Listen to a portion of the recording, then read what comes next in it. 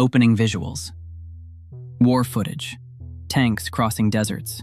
Crowds celebrating the fall of dictators. Then scenes of chaos, insurgencies, and ruined cities. Narration.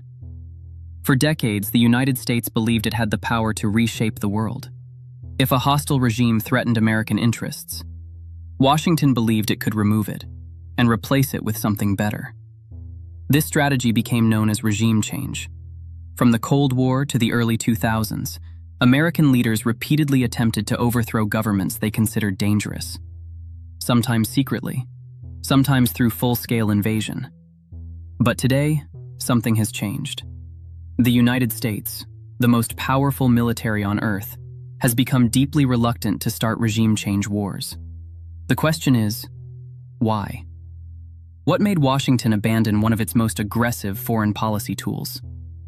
To understand this shift, we need to look back at the history of regime change and the consequences that reshaped American strategy. The idea of overthrowing foreign governments isn't new, but it became central to American foreign policy during the Cold War. After World War II, the United States and the Soviet Union were locked in a global ideological struggle. Capitalism versus communism. Democracy versus authoritarian socialism. American leaders feared that if communist governments spread, they would eventually threaten U.S. security. So Washington adopted a strategy known as containment. And sometimes, containment meant removing governments seen as aligned with Moscow. One famous example occurred in 1953. The U.S. intelligence agency, Central Intelligence Agency, helped organize a coup against Iran's prime minister. Another occurred in 1954, when the United States supported the overthrow of Guatemala's government. At the time, these operations were seen as strategic victories, but they also planted seeds of long-term instability, seeds that would grow into serious geopolitical consequences decades later. For much of the Cold War, regime change operations were covert. But after the collapse of the Soviet Union in 1991, American power reached a historic peak. For a brief moment, the United States stood alone as the world's dominant superpower. This moment is sometimes called the unipolar era. Without a rival like the Soviet Union, many American policymakers believed the U.S. could reshape global politics. Then came the attacks of September 11, 2001. The terrorist attacks changed American foreign policy overnight. Washington launched what became known as the War on Terror, and regime change returned, this time on a massive scale. The first target was Afghanistan. American forces quickly removed the Taliban government, but the war did not end quickly. Instead, it became the longest conflict in U.S. history. If Afghanistan began the era of modern regime change wars, Iraq defined its consequences. In 2003, the United States invaded Iraq and overthrew the government of Saddam Hussein. The goal was ambitious: remove a dictator, eliminate weapons of mass destruction, and build a democratic ally in the Middle East. The invasion succeeded in removing Saddam's regime within weeks. But what came next surprised American planners. Instead of stability, Iraq descended into chaos. Militias emerged. Sectarian violence exploded. Insurgent groups launched attacks against U.S. forces. The war lasted years longer than expected and cost trillions of dollars. More importantly, it changed how Americans viewed regime change wars. The idea that the U.S. could easily rebuild foreign governments suddenly looked far more complicated. In 2011, the United States and its allies faced another decision. A civil war erupted in Libya.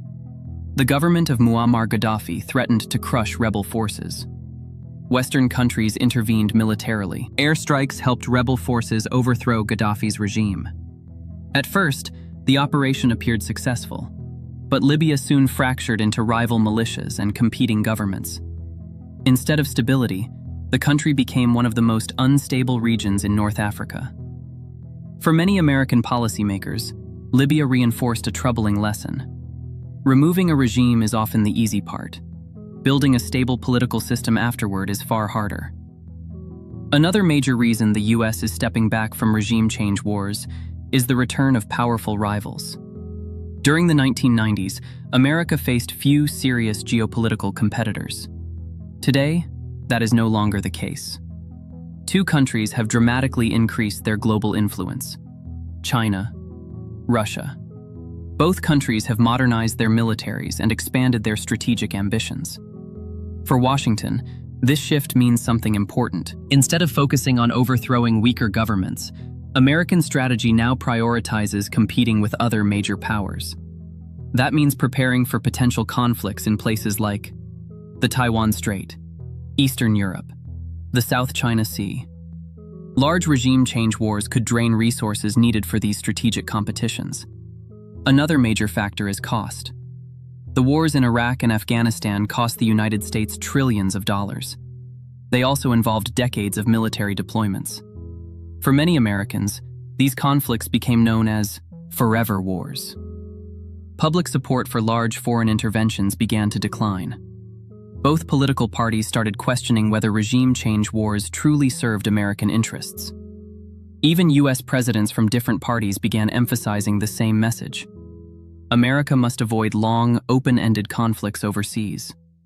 Instead of regime change wars, the United States is shifting toward different tools. These include economic sanctions, cyber warfare, diplomatic pressure, military alliances. Rather than invading countries, Washington now focuses on strengthening partnerships with allies. This strategy is designed to contain rivals without repeating the costly interventions of the past.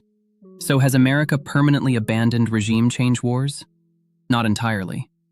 History shows that great powers often adapt their strategies, rather than completely abandoning them. But one thing is clear. The experiences of Iraq, Afghanistan, and Libya profoundly changed how the United States thinks about intervention. Today, American leaders are far more cautious about attempting to reshape foreign governments through force, because they learned a hard lesson. Winning the war is often the easy part. Winning the peace is far harder. And sometimes, the consequences last for generations.